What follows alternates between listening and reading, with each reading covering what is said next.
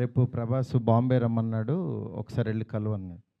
అనేసరికి ఆయనకి ఫోన్ చేస్తే టక్‌మని వెంటనే ఎళ్ళాను. ఎళ్ళిన తర్వాత చాలా ఆయనతో అంటే అసలు ఆయన్ని చూడటం అనేదే ఒక గాడ్‌ని కలిసినంత ఒక ఆనందంగా ఉంటది.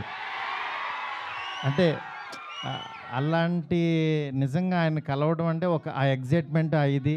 ఎళ్ళిన తర్వాత నేను మాట్లాడే విధానం, ఇంకా మనం ట్రావెల్ అవ్వాలనేది అంటే ఆయన 'ప్రేమ కథ' చిత్రానికి 'భలే భలే మగాడివై'కి ఆయన చాలా పిచ్చ ఇదనమాట. నాకు అలాంటి సినిమా ఒకటి చేయాలనుందండి సరదాగా అన్నారాయన. అనంటే, "అయ్యో! తప్పకుండానండి" అని చెప్తే, అండి అనొద్దు డార్లింగ్ అని పిలువు" అన్నాడు. ఆయన అంటే ఆయన మనిషిని నచ్చితే ఎంత ఓన్ చేసుకుంటారో చెప్తున్నా. దాని తర్వాత పక్క కమర్షియల్ పెద్ద ఆడలేదు. బట్ అయినా సరే ప్రొడ్యూసరు చే చే కమిట్ అయిన ప్రొడ్యూసర్ వెనక్కెళ్ళిపోయారు. నాకు ఈ కాంబినేషన్ వద్దని. బట్ ఆయన నిలబడ్డాడు. ఆయన ఒక్కడు ప్రపంచానికి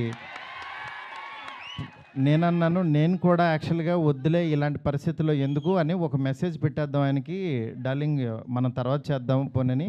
నేను మెసేజ్ పెట్టేద్దామని ఫోన్ తీసి వంశీకి చెప్పా. డార్లింగ్ ఎందుకు ప్రభాస్ గారు ఆయన ఆ దీనిలో ఉన్నారు. నాకున్నప్పుడు దీనికి కరెక్ట్ కాదు.